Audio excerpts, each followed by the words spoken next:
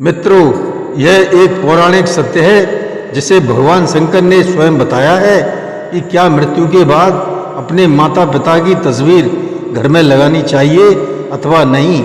माता पिता हमारे पहले गुरु होते हैं। उनका प्यार, त्याग और आशीर्वाद ही हमारे जीवन की सबसे बड़ी पूंजी होती है।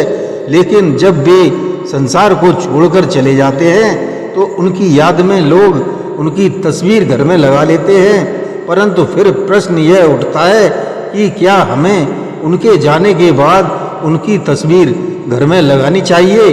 क्या इसका कोई आध्यात्मिक प्रभाव होता है? भगवान शिव इस विषय में क्या कहते हैं? आज की इस अलौकिक कथा में भगवान शिव स्वयं अपने भक्त शिवदत्त को इस रहस्य से अवगत कराते हैं।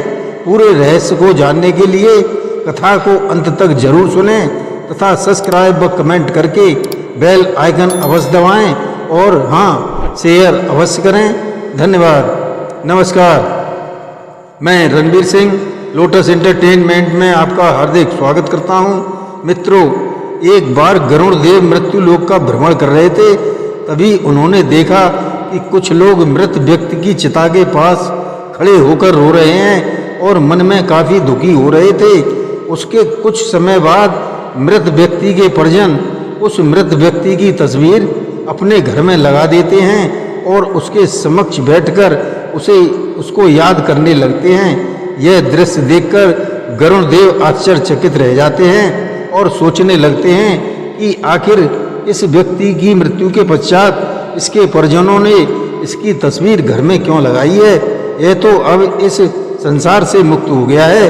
अब इसकी तस्वीर का इसके परिजनों के घर में क्या कार्य है? ऐसा करने से क्या होता है?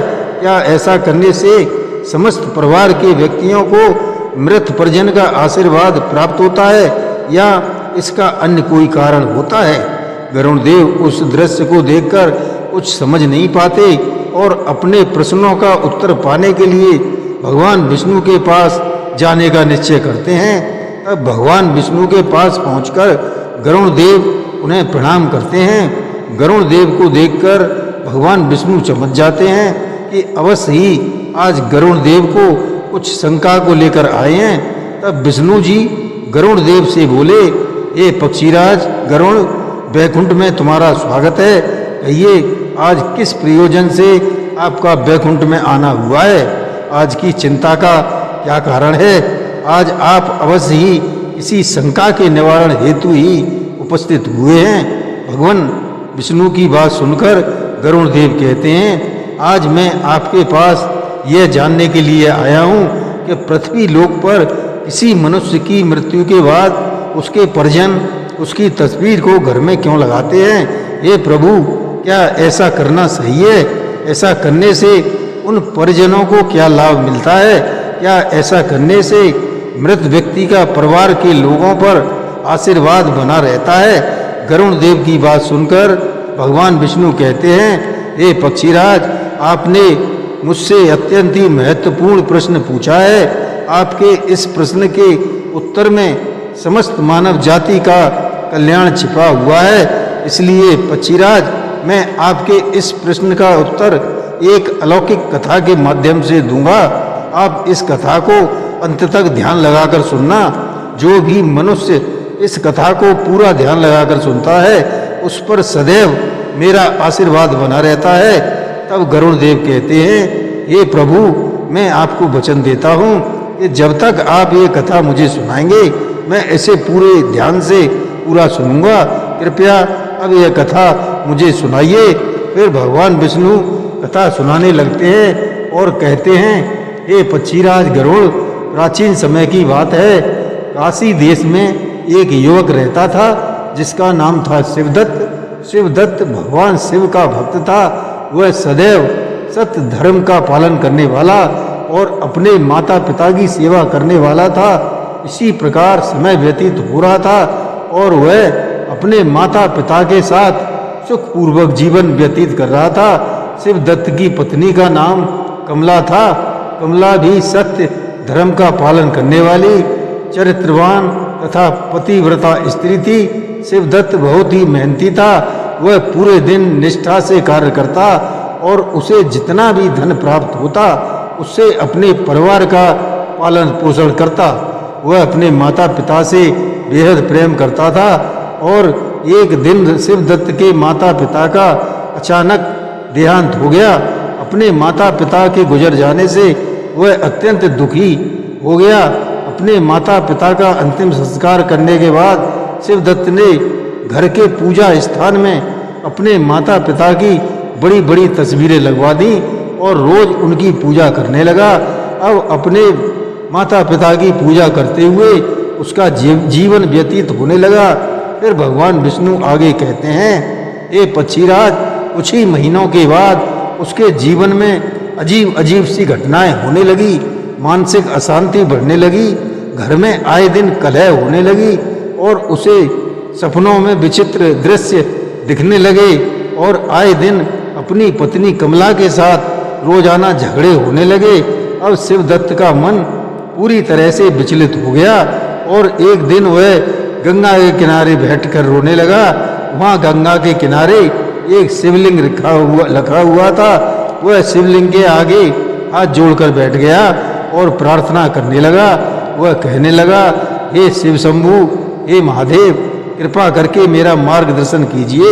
मैं अपने माता पिता की तस्वीर लगाकर उन्हें श्रद्धांजलि दे रहा हूँ, फिर मेरे जीवन में अशांति क्यों है? वह सच्चे मन से भगवान शिव से प्रार्थना कर ही रहा था कि उसी क्षण दिव्य प्रकाश प्रकट हुआ। चारों ओर त्रिपुंड की सुगंध फैल गई और भगवान शिव प्रकट हुए। उनकी आंखों में करुणा थी और वाणी शांत थी। साक्षात भगवान शिव को अपने सामने देखकर शिवदत्त स्तब्ध रह गया। उसे अपनी आंखों पर विश्वास नहीं हो रहा था कि स्वयं भगवान शिव ने उसे दर्शन दिए हैं। फिर कुछ हिम्मत करके भगवान शिव से बोला, हे प्रभु, आज आपके दर्शन पाकर मेरा जीवन सफल हो गया है। अब मेरे मन में किसी प्रकार का कोई दोष नहीं बचा है, परंतु हे प्रभु, मैं ये अवश्य जानना चाहता हूँ कि मेरे जीवन में आ रहे कष्टों का क्या कारण है, जबकि मैं तो रोजाना अपने माता पिता की तस्वीर के सामने बैठकर उनकी पूजा करता हूँ, फिर भी मेरे जीवन में इतने दुख क्यों आ रहे हैं? शिवदत्त की बात सुनकर भगवान शिव बोले, हे शिवदत्त, तुम्हारा प्रेम और श्रद्धा दोनों महान हैं। तुम्हारे हृदय में अपने माता पिता के लिए जो भावना है वह पूजनीय है, परंतु अनजाने में तुमने जो किया है वह न केवल आत्माओं को बांधता है बल्कि तुम्हारे जीवन में भी क्लेश का कारण बन गया है। जब कोई अपने प्रियजनों को खो देता है, विशेषकर अपने माता पिता को, तब उनका स्मरण और सम्मान अवश्य करना चाहिए। लेकिन कुछ नियम और मर्यादाएं होती हैं जिन्हें जानना हर मानव के लिए आवश्यक है। हे शिवदत्त, सुनो, मैं तुम्हें 5 बहुत ही महत्वपूर्ण बातें बताता हूँ जिन्हें हर मनुष्य को जानना चाहिए। जब माता पिता संसार से विदा हो जाएं, तो यह बात जीवन को दिशा देती है और आत्मा को शांति प्रदान करती है। ध्यान से सुनो, हे शिवदत्त, जब कोई आत्मा इस शरीर को छोड़ देती है तो उसका उद्देश्य होता है कि अगले जन्म की ओर बढ़ना और उस यात्रा को पूरी करना जो ब्रह्मांड ने उसके लिए तय की है। लेकिन जब हम उस आत्मा की तस्वीर को अपने पूजा वाले स्थान में रखकर प्रतिदिन स्मरण करते हैं, दीप जलाते हैं, फल चढ़ाते हैं, तो यह प्रेमपूर्ण श्रद्धा कभी कभी एक बंधन बन जाती है। आत्मा जो आगे बढ़ना चाहती है वो हमारे प्रेम के कारण उसी भाव में रुक जाती है। भगवान शिव आगे कहते हैं, ये शिवदत्त, श्रद्धा दिखाओ परंतु उन्हें मुक्त करो, प्रेम में बांधो नहीं। आशीर्वाद लेकर विदा करो, उनके लिए प्रार्थना करो, पर उन्हें पकड़कर मत रखो, क्योंकि सच्चा प्रेम वही होता है जो आत्मा की मुक्ति चाहता है, न कि उसके मोह में रुक जाना। भगवान शिव ने शांत स्वर में कहा, ये शिवदत्त, यह बात हर गृहस्थ को समझनी चाहिए कि जो स्थान ईश्वर की ऊर्जा से भरपूर होता है, जहाँ मंत्रों की ध्वनि गूंजती है, जहाँ दीपक की लौ आत्मा को परमात्मा से जोड़ती है, वहाँ मृत व्यक्ति की तस्वीरें नहीं लगाई जाती, क्योंकि वह स्थान आत्मा की मुक्ति का केंद्र है, बंधन का नहीं। अब हम पितरों की तस्वीरें उसी स्थान पर रखते हैं जहां हम भगवान का आह्वान करते हैं, तो हम अनजाने में ही दो अलग अलग शक्तियों को एक ही स्थान पर जोड़ देते हैं, जिससे न केवल आत्मा उलझती है बल्कि गृहस्थ जीवन में भी शांति बाधित होती है। ईश्वर का स्थान आत्मा की मुक्ति का केंद्र होता है और पितरों का स्थान स्मरण और श्रद्धा का स्थान होता है। इसलिए ईश्वर और पितरों के स्थान को हमेशा अलग अलग रखना चाहिए। श्रद्धा को नियमों के साथ निभाओ ताकि प्रेम भी बना रहे और आत्मा को मुक्ति भी मिल सके।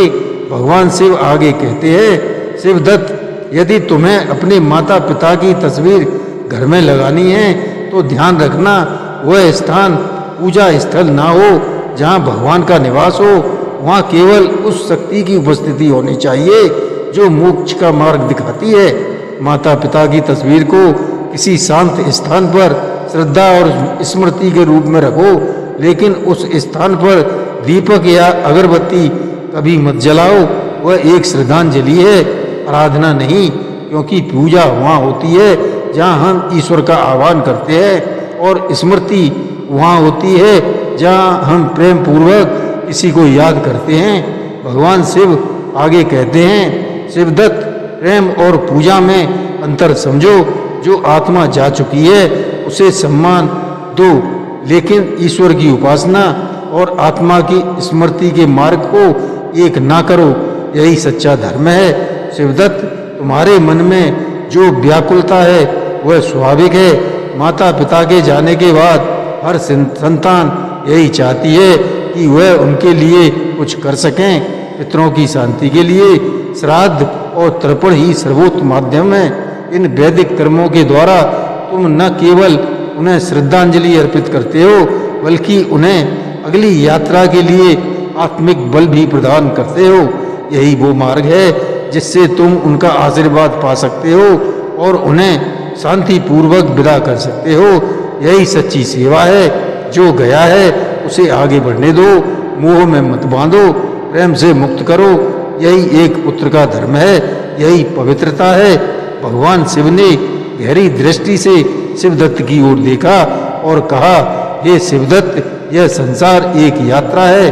आत्मा आती है, अनुभव लेती है और फिर आगे बढ़ जाती है, परंतु जब तुम मोह में डूब जाते हो तो तुम न केवल अपने हृदय को बांधते हो बल्कि उस आत्मा की गति को भी रोक देते हो। मोह आत्मा को रोकता है, प्रेम उसे मुक्त करता है। जो गया है उसके नाम पर अच्छे कर्म करो, गरीबों की सेवा करो, भूखों को भोजन कराओ। यही वो कर्म है जो तुम्हारे माता पिता का आशीर्वाद बनकर तुम्हारे जीवन में लौटेंगे।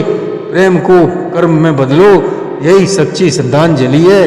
तुम्हारे कर्म ही उनकी आत्मा की सबसे मधुर स्मृति होंगे जो उन्हें भी सुख देंगे और तुम्हें भी उन्नति की ओर ले जाएंगे।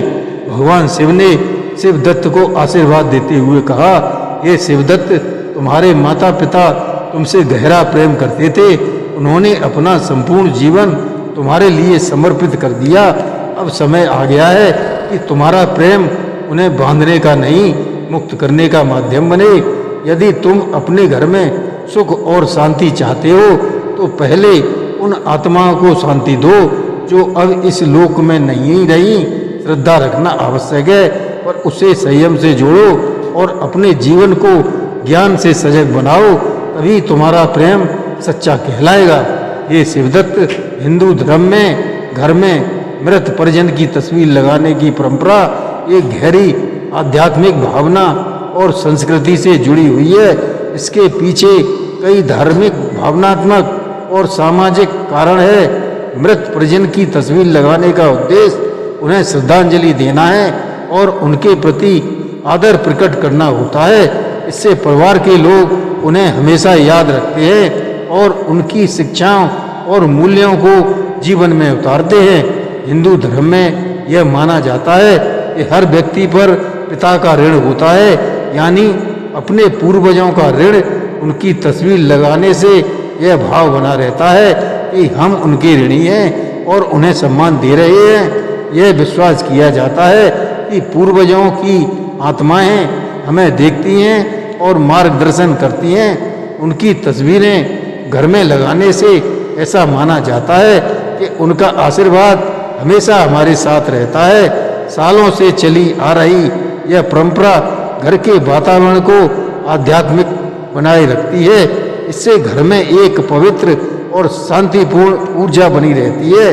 कई लोग मानते हैं कि मृत परिजन की तस्वीर देखकर ऐसा महसूस होता है कि वे अभी भी हमारे साथ हैं, जो भावनात्मक रूप से सहारा देता है, खासकर मुश्किल समय में। अंत में भगवान शिव ने अपनी वाणी को विश्राम देते हुए कहा, हे पुत्र, हो सकता है कि वह सिर्फ एक तस्वीर लगे, लेकिन उसके पीछे एक आशीर्वाद की एक अदृश्य शक्ति होती है।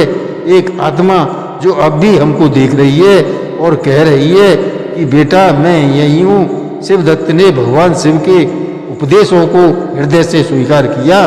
फिर भगवान शिव उस स्थान से अंतर्ध्यान हो गए। भगवान विष्णु आगे कहते हैं, ये पक्षीराज, अब शिवदत्त ने अपने माता पिता की तस्वीर को पूजा स्थान से अलग एक शांत कोने में स्थान दिया, जहाँ सिर्फ स्मृति थी, आराधना नहीं। हर वर्ष वह श्राद्ध करता, तर्पण करता और उनके नाम पर गरीबों की सेवा करता। धीरे धीरे उसके घर में फिर से सुख और शांति लौट आई। नकारात्मक ऊर्जा समाप्त हुई, मानसिक अशांति मिट गई। अब उसके अपनी पत्नी कमला के साथ लड़ाई झगड़ा भी बंद हो गया था। और सबसे बड़ी बात, भगवान शिव की कृपा से उसका मन भी शांत हुआ और आत्मा भी, क्योंकि जब प्रेम मोह से ऊपर उठता है तो वह मुक्ति बन जाता है। और जब श्रद्धा ज्ञान से जुड़ती है तो जीवन में शांति लौट आती है। इसलिए माता पिता को नमन करो हृदय से, लेकिन अपना मोह जताकर उनकी अनंत यात्रा के मार्ग में बाधा उत्पन्न मत करो। यही हमारी उनके प्रति सच्ची श्रद्धांजलि होगी। जय श्री कृष्ण।